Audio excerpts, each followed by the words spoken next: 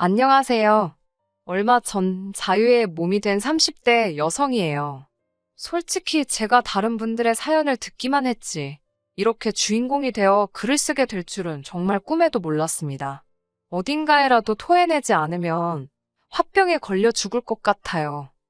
남편과 저는 약 2년간 같은 대학을 다녔습니다. 아주 가까운 사이는 아니었어도 입학 직후부터 연락이 끊어지기 전까지는 가끔 밥도 먹고 술도 마시는 친구였지요.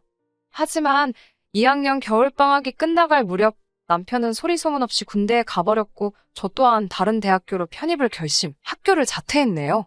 이후로는 솔직히 굳이 연락할 이유가 없기도 했고 그렇다 보니 사실상 거의 연락이 끊어지다시피 되었고요. 그런 남편과 다시 연락이 닿게 된 건 4년 전 겨울이었습니다. 편입을 하기 전 다니던 대학에서 친하게 지내던 친구들과 모처럼 술자리를 갔던 날이었어요. 그리고 그 친구들 중에는 남편과 여전히 연락을 하고 지내던 친구가 있었고요. 오래된 친구들끼리 모여서 이런저런 이야기를 하다 보니 남편 이야기가 나왔고 어쩌다 보니 분위기가 불러내자는 식으로 흘러가더군요. 다시 말해 저랑 남편을 이어준다거나 그런 생각으로 불렀던 게 아니라 분위기에 휩쓸려, 게다가 마침 남편이 저희가 모인 장소에서 멀지 않은 곳에 있었기 때문에 즉흥적으로 이루어졌던 일이지요. 하지만 막상 남편이 술자리에 도착했을 땐 저를 제외한 다른 세 친구는 이미 취할 대로 취해 있었고 그렇다 보니 남편과 저 단둘이 늦게까지 이런저런 이야기를 나누게 되었습니다. 나이도 먹고 둘 다 사회인이 되어서 그런 건지 대학교 때와는 또 다른 느낌이더군요. 얘랑 나랑 이렇게 말이 잘 통했던가 싶을 정도로 대화가 끊어지지 않았네요. 어느덧 시간이 흘러 모두들 각자 집으로 갈 준비를 하는 찰나에는 남편이 가끔 같이 밥이나 먹자며 제 연락처를 물어보기까지 했어요. 집에 도착하고 얼마 지나지 않아 남편에게서 잘 들어갔냐는 문자가 왔습니다. 그리고 그 문자를 시작으로 저희는 다시 이야기를 이어가게 되었고요. 솔직히 처음에는 너무 적극적으로 나오는 남편의 태도에 당황스러웠던 것도 사실이에요. 제 기억 속에 남편은 낯도 많이 가리고 조금은 소심한 사람이었으니까요. 아무튼 당시 남편이나 저나 특별히 사귀고 있던 사람도 없었기에 자주 편하게 연락을 주고받았네요. 그리고 어느 순간 깨달았지요. 먼저 사귀자고 한 사람은 없었지만 그럼에도 불구하고 연인 사이가 되어버린 남편과 제 관계를요. 주변 친구들도 너희가 사귈 줄은 몰랐다며 신기해했어요. 저희는 어느 다른 연인들처럼 가끔 사소한 말다툼 정도는 있었지만 그래도 큰 문제 없이 3년이란 시간을 함께 보냈습니다. 양쪽 부모님께서도 서로의 존재를 어느 정도는 인지하고 계셨고요. 그러다 작년 어머님께서 먼저 결혼 이야기를 꺼내셨습니다. 남자나 여자나 나이 먹고 결혼해서 좋을 거 없다며 어차피 할 결혼이면 빨리 올리라고 하셨다더군요. 솔직히 저도 나이가 30을 넘어가면서 약간의 조바심을 느끼기 시작했던 찰나라 어머님의 말씀이 부담스러운 동시에 감사하기도 했어요.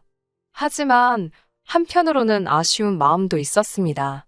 남편이 먼저 알아서 프로포즈를 해줬다면 더 좋았을 텐데 남편은 그저 어머님의 말씀을 그대로 전했을 뿐이었거든요. 남편은 원래 숫기가 없는 사람이라는 걸 알고 있었기에 큰 의미를 두지 않으려고 했지만 서운한 마음이 드는 건 어쩔 수 없었네요. 아무튼 그렇게 결혼 이야기가 나오고선 크게 고민하지 않았던 게 사실입니다. 제 인생의 마지막 사랑이라고 생각했기에 무르르듯 자연스럽게 남편과 결혼했어요. 30이 넘은 나이에 새로운 사랑을 시작한다는 건 상상하지 못했었고요. 남편에게는 10살이나 어린 여동생이 있습니다. 어머님이 재혼을 하시면서 낳은 소위 배달은 여동생이었지요. 솔직히 드라마나 영화에선 배달은 형제자매 사이를 안 좋게 그려놓는 일이 흔하잖아요. 그래서 저도 남편에게 그런 여동생이 있다고 했을 때 티는 안 냈지만 놀랬던 게 사실이에요. 하지만 나이 차이가 많이 나고 성별도 달라서 그런지 두 사람의 사이는 꽤 좋은 편이었습니다. 신우도 남편을 잘 따랐고 남편도 그런 신우를 예뻐라 했고요. 저는 남동생이 있어서 남편과 신우의 사이를 완전히 이해할 수는 없었지만 그래도 여타 남매들에 비해 특별히 이상하단 생각은 하지 못했습니다. 그렇기에 결혼을 결심할 때 신우 때문에 고민 같은 건 전혀 없었고요. 하지만 이렇게 이혼까지 하고 돌이켜 생각해보니 제가 너무 안일했던 건가 싶고, 결혼 전부터 지금까지 저는 프로그램 개발자로 일하고 있고 남편은 중소기업을 다니고 있어요. 이혼한 마당에 남편을 포장할 이유는 없겠지요? 까놓고 말하자면 남편의 수입은 제 연봉의 절반밖에 안 되었습니다. 그런 남자 뭘 보고 결혼했냐고 물으시면 성품을 받습니다. 가족들이나 저에겐 자상하고 다정했으며 술, 담배도 안 하는 사람이다 보니 여자 문제 같은 것도 걱정 없겠다 싶었어요. 돈이야 제가 벌면 되니까요. 통상적인 남녀 역할에서 좀 벗어난 건 있어 보였겠지만 저에게 그 부분은 큰 문제가 되지 않았습니다. 하지만 결혼이 제 생각만으로 되는 건 아니잖아요. 친정 부모님께서는 많이 아쉬워하시고 서운해하셨습니다. 딸 가진 부모 마음이 원래 다 그렇듯이 돈 잘 버는 남자 만나서 딸이 고생 안 하고 살면 좋겠다 생각하시는 눈치였지요. 실제로 능력 있는 친정아버지 덕분에 어머니께서 부족함 없는 결혼 생활을 보내신 것도 있었고요. 반면에 시댁은 경제적으로 넉넉한 환경은 아닙니다. 게다가 먼저 결혼 이야기를 꺼내신 건 어머님이신데 정작 결혼 준비에 필요한 비용 이야기가 나오자 대번에 그런 건 니들이 알아서 하라셨어요. 남녀가 서로 좋아서 하는 결혼인데 부모들이 간섭하면 안 된다면서요. 그러면서도 예단 같은 건 어른들 체면이 있으니 니들 마음대로 생략하고 하면 안 된다는 소리도 하시던걸요. 솔직히 그런 말씀을 듣고 황당하지 않을 사람이 있을까요? 친정 어머니도 그 이야기를 들으시곤 가뜩이나 어려운 결혼하는 것 같아 속상해 죽겠는데 바라시는 것도 많다고 한마디 하시더라고요. 그러면서 그러면 대출 없이 집해와라. 그러면 혼수고 예단이고 차고 넘치게 해주시겠단 말씀까지 나왔지요. 솔직히 처음에는 그저 흔한 양가 어른들의 기싸움이라고 생각했습니다. 그러다 분위기가 점점 심상치 않게 돌아가는 걸 감지한 남편과 제가 반반 결혼을 하겠다, 예단은 생략하겠다며 합의점을 찾았네요. 물론 양쪽 어른들 모두 반반 결혼이라는 생각에 완전히 동의해 주시진 않으셨지만요. 그래도 다행히 시댁에서 며느리감인 저란 사람은 예쁘게 봐주신 상황이었고 저희 집에서도 사위감인 남편은 마음에 들어하셨기 때문에 어찌저찌 결혼은 진행될 수 있었습니다. 나름대로 고비를 넘겨가며 부부의 연을 맺었기에 이렇게 허무하게 헤어지게 될 줄은 몰랐습니다. 하지만 남편과 제 사이가 틀어지는 데까지 그다지 오랜 시간이 걸리진 않았어요. 식을 올리고 대략 반년쯤 지났을 때 신우가 저희 신혼집 근처에 직장을 구했다며 저희에게 소식을 전해왔습니다. 솔직히 말씀드릴게요. 처음에 신우가 직장을 구했다는 말을 들었을 땐 가족으로서 기쁘기도 했지만 동시에 설마라는 생각이 들면서 여러 가지 복잡한 마음이었지요. 그도 그럴 것이 그동안 신우에 관해 들려온 이야기라곤 상의도 없이 대학을 관뒀다라던가 자존심 상한다고 아르바이트는 안 한다, 어머님 카드를 몰래 챙겨서 여행을 다녀왔다와 같은 한심하고 어이없는 내용들 뿐이었거든요. 그런 신우가 갑자기 일을 하겠다니 그것도 저희 동네까지 와서 말이지요. 이제 와서 말이지만 신우는 한마디로 겁대가리가 없었습니다. 아나무인도 그런 아나무인이 없었지요. 세상 모든 막내딸이 그런 건 아니겠지만 시부모님도 그렇고 남편도 그렇고 신우가 하는 일은 죄다 오냐오냐를 해줘서 그런 건지 매사 실증도 잘 느끼고 지멋대로였어요. 그런 신우를 남편은 철부지의 말괄량이라며 포장하는 지경이었지만 솔직히 같이 사는 것도 아니고 시댁하고 저희 신혼집은 거리도 제법 있었으니 한마디로 별로 개의치 않았습니다. 신우가 취직했다던 곳은 옷가게였습니다. 옷가게에서 재고 정리하고 계산하고 냉정하게 말해서 대기업 의류 매장도 아니고 동네 골목에 한두 개씩 어쩌다 보이는 그런 옷가게였어요. 물론 그곳을 직장이라고 부르는 게 틀렸다는 건 아니었지만 그래도 옆에서 지켜봤을 때 시댁에서 저희 동네까지 왕복 3시간이 걸리는 거리를 오갈 건 아니다 싶었지요. 게다가 신우는 그 거리를 핑계로 점점 저희 집에서 잠을 청하는 일이 많아졌습니다. 처음 몇 번은 막차를 놓쳤다며 연락을 해왔는데 윗사람으로서 모른 채 할 수 없잖아요. 차를 가지고 신우가 있는 곳까지 가서 술에 취한 신우를 태우고 와서는 일단 저희 집에서 재우고 다음날 출근을 시키는 경우가 종종 발생했네요. 그 와중에 아침을 안 먹는 저나 남편과는 달리 신우는 아침 밥상까지 받기를 원했습니다. 처음에 한두 세 번은 술이떡이 되게 취해서 온 신우, 속이라도 버릴까 싶어서 언니의 마음으로 챙겨주기도 했어요. 하지만 꼴에 또 맛을 따지더라고요. 싱겁네 짜네 어쩌네 저쩌네. 음식 해본 사람이라면 알 거예요.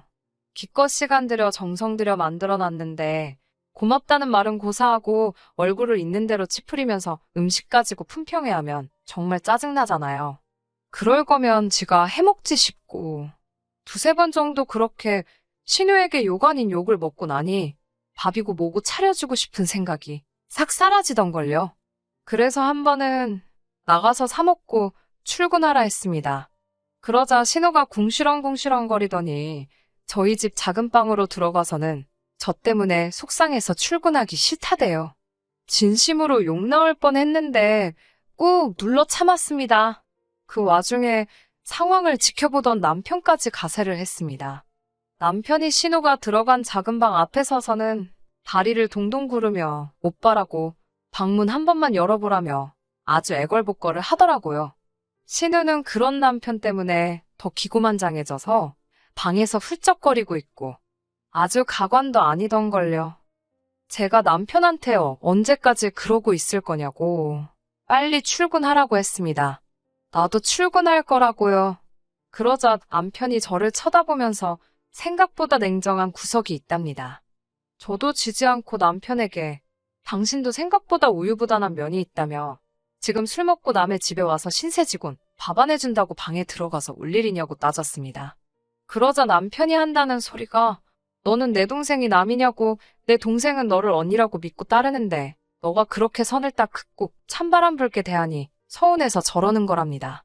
그러면서 기어이 저더러가서 진심으로 사과를 하라대요. 저는 헛소리 할 거면 됐다고 나부터 출근한다 하곤 그대로 신우와 남편을 남겨둔 채 직장으로 향했습니다. 퇴근해서 집에 오니 남편만 집에 있고 신우는 없었습니다. 그래도 말귀를 알아듣긴 했나 싶기도 하고 쥐도 눈치가 있으면 여기 이제 안 오겠지 싶었어요. 그런데 남편이 저를 보면서 내쫓으니까 후련하냐입니다. 제가 왜 말을 그렇게 하냐고 내쫓기는 누가 내쫓았냐고 애시당초 여기 당신과 나랑 반반 못해서 산 신혼집인데 그걸 무슨 모텔쯤으로 생각하는 신우가 이상한 거 아니냐고 따질 거면 신우한테 가서 따지랬습니다. 남편은 너 같으면 3시간 왕복으로 출퇴근하기가 쉽겠냐고 지도 잘하려고 하는데 몸이 안 따라주니까 그런 거 아니겠냐는데 제가 너무 열받아서 이건 뭐 싸움거리도 안 되는 걸로 시비를 걸어대니 화가 치솟더라고요. 제가 무슨 회사도 아니고 골목 옷가게에서 일한다고 왕복 3시간씩 길바닥에 내버리는 네 동생이 이상한 거라고 소리를 질렀습니다. 그걸 잘하는 짓이라고 우쭈쭈 해주는 당신이 문제라고요. 그 사건 이후로 한 일주일 동안은 신우가 연락도 없고 코빼기도 비추지 않길래 정신 차렸구나 싶었습니다. 남편도 별말이 없었고요. 하지만 진짜 사건은 제가 방심한 틈에 벌어졌습니다. 제가 출장을 갔기 때문에 이 사단이 난 걸까요? 그동안 상황인지라 출장이 계속 미뤄지고 있었습니다. 하지만 얼마 전 출장의 경우 국책사업이 연관이 있었기에 무조건 가야 하는 상황이었지요. 2박 3일이 될지 3박 4일이 될지 그건 현지 사정에 달려 있었고요. 만약 일정대로 업무가 끝나면 하루는 개인 시간으로 보낼 수 있을지도 모르겠다 싶어서 남편에게는 3박 4일로 출장이 잡혔다고 이야기를 했네요. 출장을 마치고 집으로 돌아온 날이었습니다. 계획대로 사일을 꼬박 보내고 오려고 했지만 몸도 좋지 않고 친구도 남편도 없는 여행을 생각하니 그다지 내키지 않더라고요. 그래서 남은 하루는 반납하고 바로 집으로 오게 된 거지요. 그게 화근이었을까요? 정말이지 지금도 그날을 생각하면 온몸이 부들부들 떨립니다. 비밀번호를 누르고 집 안으로 들어서는데 음식 냄새가 나더라고요. 남편은 평소에 제가 없으면 뭘 해먹는 법이 없기 때문에 뭘 시켜놓은 건가 싶은 생각이 드는 찰나 왔어라는 여자 목소리가 들렸습니다.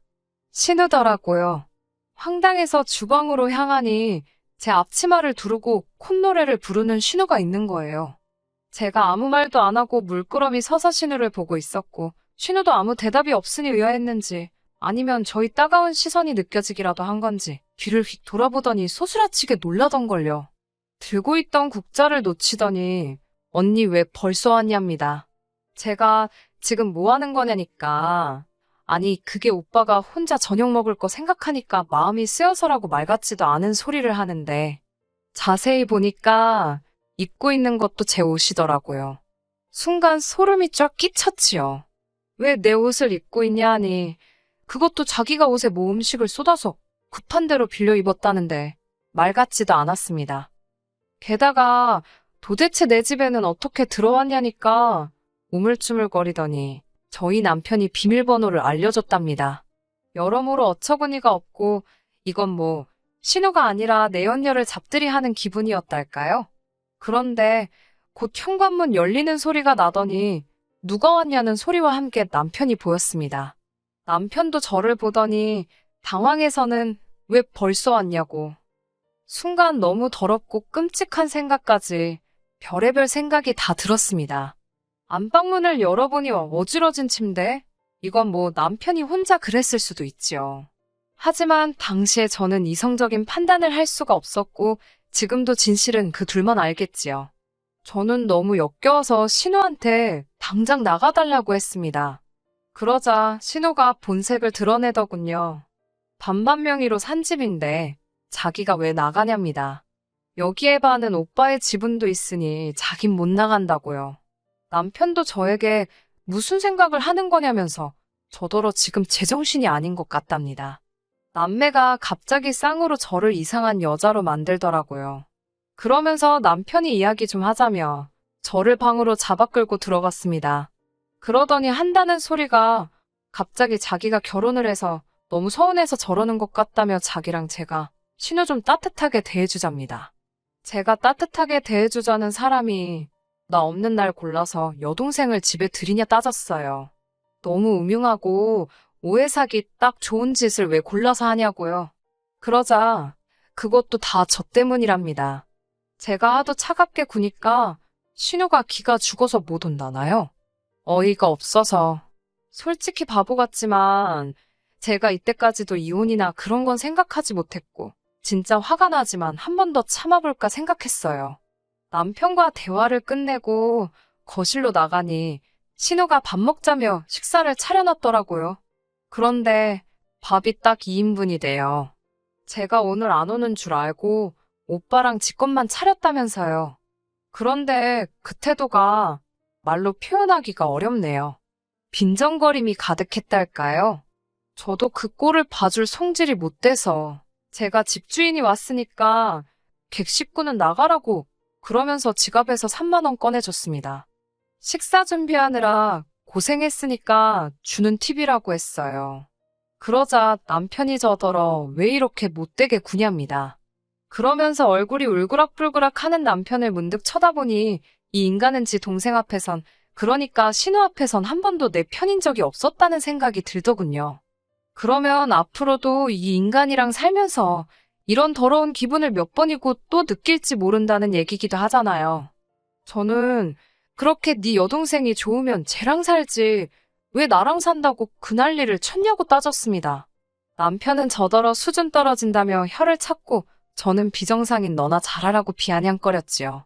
솔직히 제가 제3자였다면 정말 추접스럽다고 생각했을 거예요.